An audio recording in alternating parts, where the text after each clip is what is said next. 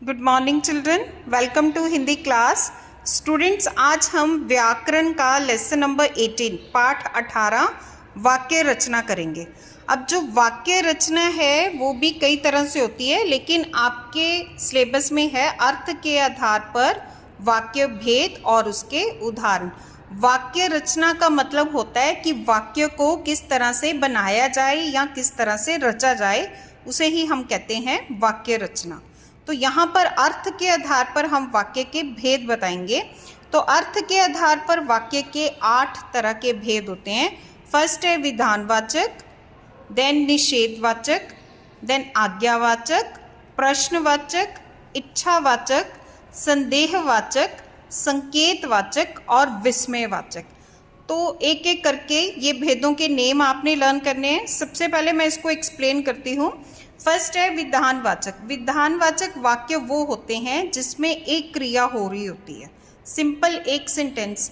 वह खाना खा रहा है, वह कहीं जा रहा है, तो जहाँ पर एक ही क्रिया होती है वो विधानवाचक वाक्य होता है। उसके बाद निषेधवाचक, जैसा कि नेम से ही पता चल रहा है, निषेध जो नेगेटिव सेंटेंस होते हैं जिसमें जो नहीं वाले वाक्य प्रयोग किए जाते हैं, वहाँ पर निषेधवाचक। वह कल बाजार नहीं जाएगा, उसने परीक्षा नहीं दी। तो ऐसे एग्जाम्पल जिसमें नहीं शब्द का प्रयोग किया गया हो, ना शब्द का प्रयोग किया गया हो, वहाँ पर निषेधवाचक होता है। फिर होता है आज्ञावाचक, जिसमें कोई आज्ञा दी गई हो, जिसमें कोई ऑर्डर किया गया हो। जैसे कि कक्षा में अध्यापिका बोलती है बच्चों को बार बार चुप हो जाओ, चुप हो जाओ, या फिर आराम से बैठो, अपना काम करो, जिसमें आज्ञा दी गई हो, ऐसे सेंटेंस वहाँ पर आज्ञावाचक। देन प्रश्नवाचक। प्रश्नवाचक वाक्य वो होते हैं जहाँ पर कोई प्रश्न पूछा गया हो, ठीक है। जैसे आप क्या कर रहे हैं, आप कब जाएंगे, ऐसे वाक्य जो होते हैं वो प्रश्नवाचक वाक्य कहलाते हैं। देन इच्छावाचक, जिसमें अपनी कोई इच्छा जताई गई हो, जो मन की इच्छा चाह जताई गई हो, उसे इच्छावाचक, या फिर किसी को शुभकामनाएं देने के लिए भी जो वाक्यों का प्रयोग होता है उसे भी इच्छावाचक वाक्य कहते हैं। जैसे कि आपकी यात्रा मंगलमय हो। देन उसके बाद संदेहवाचक, जिसमें कोई संदेह हो, जिसमें कोई डाउट हो, शायद आज गाड़ी लेट है, ठीक है, शायद वो आएगा। तो ऐसे वाक्य संदेहवाचक वाक्य होते हैं। उसके बाद संकेतवाचक, जिन वाक्यों में कोई संकेत दिया गया हो, कोई इशारा दिया गया हो, वहाँ पर संकेतवाचक वाक्य होते हैं।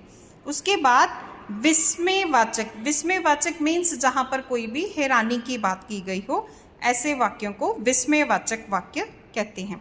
और जो वाक्य होते हैं वो होते क्या हैं? सार्थक शब्दों का समूह वाक्य कहलाता है। मीन्स जो सार्थक शब्द होते हैं उनका समूह ही वाक्य कहलाता है। जैसे बच्चे क्रिकेट खेलते हैं। देखिए, जो शब्द होते हैं वो भी 2 तरह के होते हैं। शब्द 2 तरह के होते हैं, ठीक है। एक होते हैं सार्थक और दूसरे होते हैं निरर्थक। सार्थक, सार्थक शब्द यहाँ पर जैसे बात की गई है, सार्थक शब्दों का समूह, और दूसरा होता है निरर्थक। सार्थक वो होते हैं जो अर्थ के साथ में हो, जैसे कि राम खेलता है, ठीक है, उसमें जो शब्द है, जैसे राम है, खेलता है, ये सारे इनका कोई अर्थ है, इनका कोई मीनिंग है। लेकिन अगर हम इसकी जगह पे, जैसे राम है तो इसकी जगह पे खेलता है, कि अगर हम इस तरह से लिख लेते हैं तो ये शब्द सार्थक नहीं है, क्योंकि इसका कोई भी अर्थ नहीं है, ठीक है, ये निरर्थक है। तो सार्थक शब्द वो होते हैं जिनका कोई एक अर्थ हो, उसे हम सार्थक कहते हैं, और निरर्थक जिनका कोई अर्थ ना हो उसे निरर्थक कहते हैं। तो स्टूडेंट्स, जो वाक्य होता है वो सार्थक शब्दों का समूह होता है। एग्जाम्पल जैसे बच्चे क्रिकेट खेलते हैं। तो ये आपका वाक्य रचना है, और वाक्य रचना में आपने इसके भेदों के नेम लर्न करने, भेदों के नेम और इसके उदाहरण लर्न करने। Okay students, thank you, God bless you all.